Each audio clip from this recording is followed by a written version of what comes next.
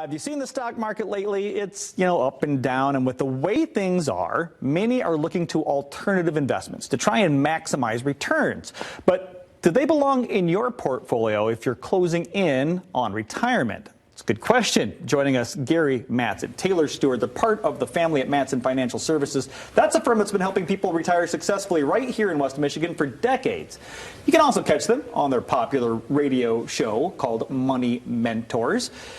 Gary, Taylor, welcome back. Thanks for being here. Appreciate it. Thanks for having us. What does that term mean, alternative investment? So it can mean a lot of things, really, but typically just anything outside of the typical equity or stock market, bond market. Could be things like real estate or commodities. Could be structured notes. There's a lot of different types of alternative investments out there. Okay, is this something that we should be considering if we're near retirement? Or even before retirement? The typical stocks and bond portfolio, the 60-40 thing that's been going on for years, has been, quote, the standard, and the standard fails a lot of times. In fact, if you go back 20 years to 2000, in the last 24 years, a third of the time, stocks and bonds go down together. And so the theory is that they're supposed to alternatively keep each other afloat. Right. Well, when they both go down, and that's all you have, you're kind of stuck there going like, either I'm going to take money from a lost position, or I'm not going to take money, or I'm going to use up my portfolio. Any of those three don't sound good to us. No. So are the returns higher? I mean, that's the draw, right? Is to get more returns back. Are they higher for those types of investments? Well, they can be, but really we need to look at the overall risk profile for that particular client as well. Okay.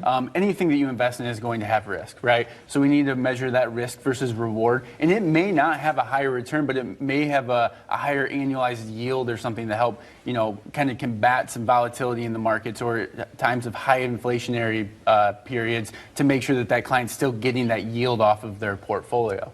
Mark Twain said almost 120 years ago, and a lot of investors feel the same way.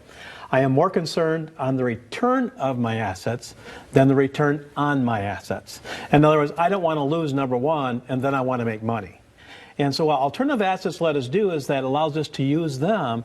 And when stocks and bonds go down together, we can use those for income, or we can use them to buy back into the market, or we can reduce risk, which is always good. Right. So while there is the return factor there, which we want the average to be up there, we want the average to be what the client needs as far as the income flow. So having income without a loss position is the most important thing we can do. I hesitate to even throw another wrench into this, but taxes have got to be involved in here too. When it comes to taxes on these types of investments versus your standard, is there a difference? There can be, yeah. Some of them are going to be more, tax friendly to a client, when it comes to their overall income tax or, long-term versus short-term capital gains. It all just depends on the type of asset, for sure. And I think the biggest thing, this is one, in my opinion, that retirees miss the most of, and that's tax deferred. They know tax deferred growing up and putting money in IRAs and all that, but when it comes to after-tax dollars, they don't know anything about tax deferred. And so we show that asset, one of the classes we use is tax deferred. I love that you use the word classes and the things that you tell us, because honestly, if folks watching this are like me, they know about this much about the stuff that you know this much about. So I know you have a great offer for those who may have something set aside for retirement. They're getting near it. Maybe they want to make sure they're in the best position. What's that offer? Yeah, so for the first 5 callers, if they've saved $250,000 or more for retirement in their 401k, brokerage accounts, wherever that may be, give the office a call, sit down with one of the fiduciary advisors and see if those alternative investments are even right for you. That's the benefit of sitting with one of our fiduciary advisors in the office. Is we're going to put our best foot forward, make sure that whatever you get in is truly right for you, and maybe alternative investments is a part of that.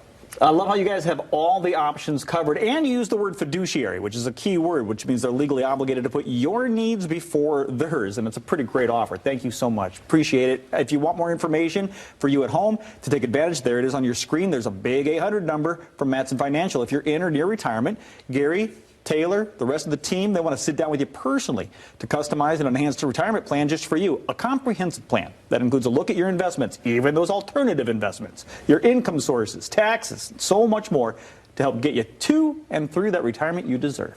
Reserve one of those spots right now. Call 1-800-536-8907. That's 1-800-536-8907.